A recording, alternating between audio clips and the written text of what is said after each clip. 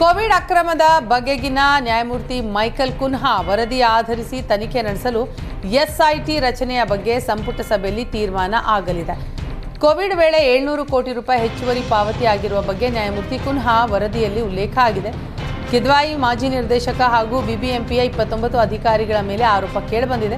ಹೀಗಾಗಿ ಕ್ಯಾಬಿನೆಟ್ನಲ್ಲಿ ಕಿದ್ವಾಯಿ ಮಾಜಿ ನಿರ್ದೇಶಕನ ವಿರುದ್ಧ ಎಫ್ಐಆರ್ ದಾಖಲಿಸುವ ಬಗ್ಗೆ ಹಾಗೂ ಬಿಬಿಎಂಪಿಯ 29 ಅಧಿಕಾರಿಗಳ ಮೇಲೆ ಕಾನೂನು ಕ್ರಮ ತೆಗೆದುಕೊಳ್ಳುವ ಬಗ್ಗೆ ನಿರ್ಧಾರ ಮಾಡುವ ಸಾಧ್ಯತೆ ಇದೆ. ಭಾರತದಾದ್ಯಂತ ನಿನ್ನೆ ಯುಪಿಐ ಸೇವೆಯಲ್ಲಿ ದಿಢೀರ ತಾಂತ್ರಿಕ ಸಮಸ್ಯೆಯಿಂದ ಜನ ಪರದಾಡುವಂತಾಯಿತು. ಫೋನ್ಪೇ, ಗೂಗಲ್ ಪೇ, ಭೀಮ್ ಯುಪಿಐ ಅಪ್ಲಿಕೇಶನ್ನಲ್ಲಿ ಹಣ ವಹಿವಾಟು ಕೆಲ ಹೊತ್ತು ಬಂದಾಗಿತ್ತು. ಬಹುತೇಕ ಬ್ಯಾಂಕ್ಗಳಲ್ಲಿ ನೆಟ್ವರ್ಕ್ ಡೌನ್ ಅಂತ ಬಂದಿದೆ. ಮುಂಬೈನಲ್ಲಿ ನಟಿ ಐಶ್ವರ್ಯ ರೈ ಕಾರಿಗೆ ಹಿಂಬದಿಯಿಂದ ಬಸ್ ಡಿಕ್ಕಿಯಾಗಿರುವ ಘಟನೆ ನಡೆದಿದೆ. ಆದರೆ ಕಾರಿನ ಒಳಗೆ ಇದ್ದವರಿಗೆ ಯಾವುದೇ ಪ್ರಾಣಾಪಾಯ ಆಗಿಲ್ಲ. ಬಸ್ ಡಿಕ್ಕಿಯ ಬಳಿಕ ಕಾರ್ನಲ್ಲಿದ್ದವರು ಕೆಳಗೆ ಇಳಿದಿದ್ದಾರೆ. ಆದರೆ ಅಪಘಾತದ ವೇಳೆ ನಟಿ ಐಶ್ವರ್ಯ ರೈ ಇರಲಿಲ್ಲ ಅಂತ ಪೊಲೀಸರು ತಿಳಿಸಿದ್ದಾರೆ.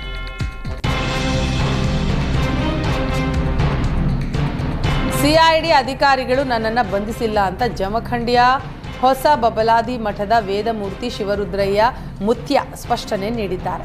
ಭಕ್ತರೊಬ್ಬರು ಮಠದ ವಿವಿಧ ಕಾರ್ಯಕ್ರಮಗಳಿಗೆ ದೇಣಿಗೆ ನೀಡಿದ್ರು. ಈಗ ಆ ವ್ಯಕ್ತಿ ಮಹಾಲಕ್ಷ್ಮಿ ಬ್ಯಾಂಕ್ನ ಹಗರಣದಲ್ಲಿ ಸಿಲುಕಿದ್ದಾರೆ. ಹೀಗಾಗಿ ಗೋಕಾಕ್ ಪೊಲೀಸರು ನನ್ನ ವಿಚಾರಣೆಗೆ ಕರೆದುಕೊಂಡು ಹೋಗಿದ್ರು. ನನ್ನ ಸಿಐಡಿ ಅಧಿಕಾರಿಗಳು ಬಂಧಿಸಿಲ್ಲ ಅಂತ ಹೊಸ ಬಬಲಾದಿ ಮಠದ ಮುತ್ಯ ಸ್ಪಷ್ಟನೆ ನೀಡಿದ್ದಾರೆ. ಬಾಗಲಕೋಟೆ ಜಿಲ್ಲೆಯ ಜಮಖಂಡಿ ತಾಲೂಕಿನಲ್ಲಿ ಬಿರುಗಾಳಿ ಸಹಿತ ಸುರಿದ ಅಕಾಲಿಕ ಮಳೆಗೆ ಒಣ ದ್ರಾಕ್ಷಿ ಹಾಳಾಗಿದೆ. ಒಣ ದ್ರಾಕ್ಷಿ ಘಟಕಕ್ಕೆ ತಹಶೀಲ್ದಾರ್ ನೇತೃತ್ವದ ತಂಡ ಭೇಟಿ ನೀಡಿ ಪರಿಶೀಲನೆ ನಡೆಸಿದೆ. ಜಮಖಂಡಿ ತಾಲೂಕಿನ ಸಾವಳಗಿ ಗ್ರಾಮ ಹಾಗೂ ತೊದಲಬಾಗಿ ತುಂಗಳ ಗ್ರಾಮಗಳಲ್ಲಿ ವಿವಿಧ ಬೆಳೆಗಳು ಹಾಳಾಗಿರುವ ಹಿನ್ನೆಲೆ ತಹಶೀಲ್ದಾರ್ ಸದಾಶಿವ ಮುಕ್ಕೋಜಿ ನೇತೃತ್ವದ ತಂಡ ಭೇಟಿ ನೀಡಿ ಪರಿಶೀಲನೆ ನಡೆಸಿದೆ. ಸಾವಳಗಿ ಗ್ರಾಮದಲ್ಲಿನ ಒಣ ದ್ರಾಕ್ಷಿ ಘಟಕ ಬಿರುಗಾಳಿ ಸಹಿತ ಭಾರೀ ಮಳೆಗೆ ಹಾನಿಗೆ ಒಳಗಾಗಿ ಲಕ್ಷಾಂತರ ರೂಪಾಯಿ ಹಾನಿ ಉಂಟಾಗಿದೆ.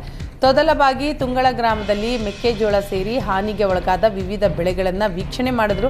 ಬೆಳೆ ಹಾನಿ ವರದಿಯನ್ನು ಶೀಘ್ರದಲ್ಲೇ ಸರ್ಕಾರಕ್ಕೆ ಕಳುಹಿಸಲಾಗುವುದು ಅಂತ ತಹಶೀಲ್ದಾರ್ ಸದಾಶಿವ ಮುಕ್ಕೋಜಿ ತಿಳಿಸಿದರು.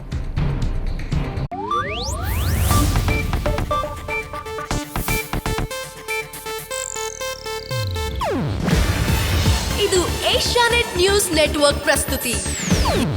ನೀವು ನೋಡ್ತಿದ್ದೀರಾ ಏಷ್ಯಾನೆಟ್ ಸುವರ್ಣ ನ್ಯೂಸ್.